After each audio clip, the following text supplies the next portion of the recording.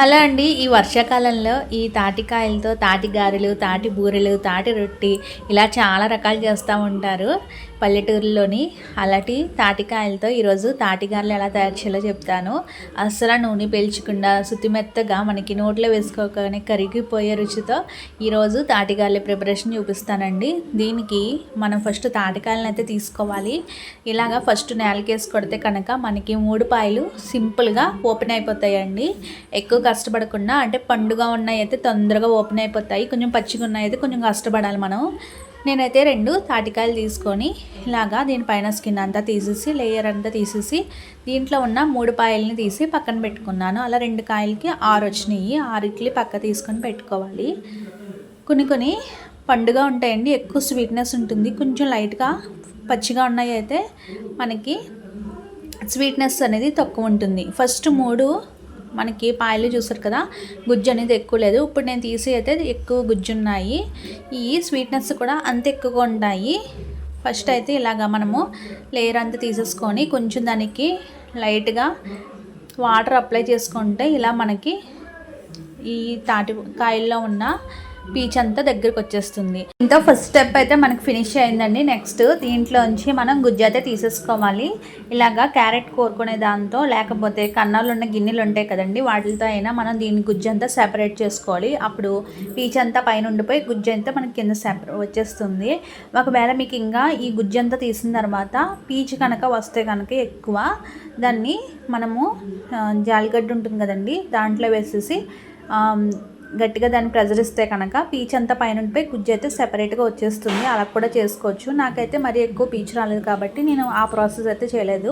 ఇలా గుజ్జు తీసుకున్నాక మనకి సెకండ్ స్టెప్ అయితే ఫినిష్ అయిపోయింది. ఇప్పుడు మనము ఇది ఎలాగా దీన్ని కలుపుకోవాలా, ఇది థర్డ్ స్టెప్లో చూపిస్తానండి. మనకి గుజ్జు అయితే ఈ బౌల్కి హాఫ్ వచ్చింది, దానికన్నా కొంచెం తక్కువ.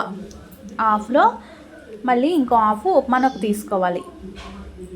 ఉప్మానకు తీసుకొని తర్వాత ఒక చెక్క కొబ్బరికూర వేస్తున్నాను. కొబ్బరికూర వేయడం వల్ల చాలా మంచి టేస్ట్ వస్తుంది. చాలా మంది వరి పిండితో లేకపోతే ఇడ్లీ నొక్కతో చేస్తారు. ఇలా ఫస్ట్ అయితే ఉప్మా నొక్కతోనే కలుపుకోండి. ఉప్మా నొక్కతోనే చేస్తాను నేను ఎప్పుడు, చాలా బాగా వస్తాయి. తర్వాత కొంచెం వరిపిండి, కొంచెం పంచదార వేస్తున్నాను. బెల్లంతో చేస్తారు కదండి, పంచదార ఎందుకు వేసారు అనుకుంటారు, బెల్లం కూడా వేస్తాను. నెక్స్ట్ స్టెప్లో మీకు చూపిస్తాను.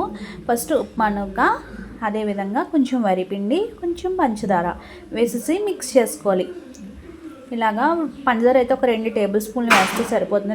2 లేదా లేకపోతే 3 టేబుల్ స్పూన్లు వేసుకొని బాగా మిక్స్ చేసేసుకోవాలి. ఇదంతా మిక్స్ అయిపోయాక నెక్స్ట్ స్టెప్లో దీంట్లోకి మనము కొబ్బరికూర కూడా వేసామండి.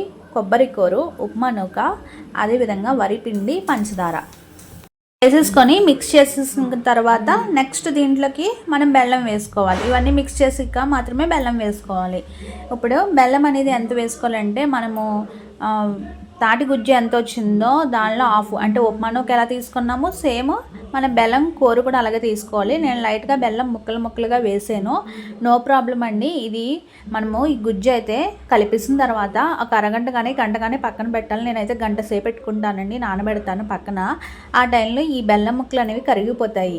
ఒకవేళ మీరు బెల్లం కూర వేసినా ప్రాబ్లం లేదండి, బెల్లం కూర కూడా వేసుకుంటే ఇంకా బెటరే. మనము బెల్లం కూర వేసినా ఖచ్చితంగా గంట సేపు అయితే నానబెట్టుకోవాలి. అరగంట కానీ, టైం లేదంటే అరగంట సేపు నానబెట్టుకోండి. ఎందుకంటే గారెలు అయితే చాలా బాగా వస్తాయి. ఇలాగైతే పంచదార ఎందుకు వేసానంటే కొంచెం మంచి కలర్ వస్తుంది పైన మనకి గారెలు అనేది. నెక్స్ట్ టేస్ట్ కూడా బెల్లం పంచదార కాంబినేషను టేస్ట్ కూడా చాలా మంచి టేస్ట్ వస్తుంది. చూసారు కదా, ఇలా మిక్స్ చేసిన తర్వాత ఒక గంట సేపు అయితే నేను పక్కకు పెట్టేసుకున్నాను. ఆ తర్వాత నేను ఇలాగా ఆయిల్ కవర్ మీద ఇలా గారెల మాదిరిగా వేసుకొని దీన్ని ఆయిల్లో అయితే ఫ్రై చేసుకున్నాను. ఆయిల్ అయితే ఫస్ట్ బాగా హీట్ అవ్వాలండి. తర్వాత మీడియం ఫ్లేమ్ మీద అయితే వీటిని అయితే ఫ్రై చేసుకోవాలి. ఇది మనకి దీన్ని ఫ్రై చేసే ప్రాసెస్లోని ఇది మీడియం ఫ్లేమ్ మీద ఫ్రై చేస్తే ఒకవైపు నుంచి ఇంకోవైపు టర్న్ చేసుకుంటూ ఫ్రై చేసుకోవాలి. మరీ ఎక్కువ కలర్ రానివ్వకండి, కొంచెం గోల్డెన్ కలర్లోకి టర్న్ అయిన తర్వాత తీసేసుకోవాలి. ఇది మనకి గరిటెకి తగిలినప్పుడు చాలా మెత్తగా ఉంటుంది, అసలు ఉడకలేదేమో అనుకుంటారు. కానీ ఎక్కువ మనము ఫ్రై చేసేసుకుంటే ఏమవుతుందంటే క్రిస్పీనెస్ అప్పుడు బాగానే ఉంటుందండి. ఒక 2 డేస్ లేదా 1 or 2 డేస్ తర్వాత మనకి ఇంకా క్రిస్పీగా అయిపోతుందండి. చాలా గట్టిగా అయిపోతాయి, తినడానికైతే చాలా టైట్గా అయిపోతాయి, నిలవ ఉంచుకోవడానికి పనికి రాకుండా అయిపోతాయి. కాబట్టి మీరు ఫస్టే వేపుకున్నప్పుడు కొంచెం కలర్ మారిన వెంటనే తీసేసుకోండి. ఖచ్చితంగా లోపలైతే ఉడుకుతుంది, ఎందుకంటే మనం మీడియం ఫ్లేమ్ మీద అయితే ఫ్రై చేసాం కాబట్టి ఇలాగ మనము ఈ కలర్ చూసారు కదా, ఈ కలర్ వచ్చిన తర్వాత తీసేసుకోవాలి. ఇంకా అస్సలు ఎక్కువ కలర్ రానివ్వకండి, లోపలైతే బాగా ఉడుకుతాయి. ఆ సందేహమే పెట్టుకోవద్దు మీరు. తర్వాత ఒక 2 to 3 డేస్ తర్వాత కూడా అలాగే ఉంటాయి. కొంచెం లైట్గా క్రిస్పీగా అయినా మనకు పర్వాలేదండి. లాస్ట్లో పిండి మిగిలిందని ఇలా చిన్న చిన్న పునుగుల్లా వేసుకున్నాను. పిల్లలు తినడానికి బాగుంటాయి అనేసి స్నాక్స్ బాక్స్లో కూడా బాగుంటాయి. ఇంకొక విషయం ఏంటంటే, మనకి తాటి గుజ్జు తీసినప్పుడు పిండి కనుక ఇవన్నీ కలిపిన తర్వాత ఇంకా పలుచుకోండి, గారెలు రాకపోతే కనుక కొంచెం అందులో ఇడ్లీ నూక కలుపుకోండి.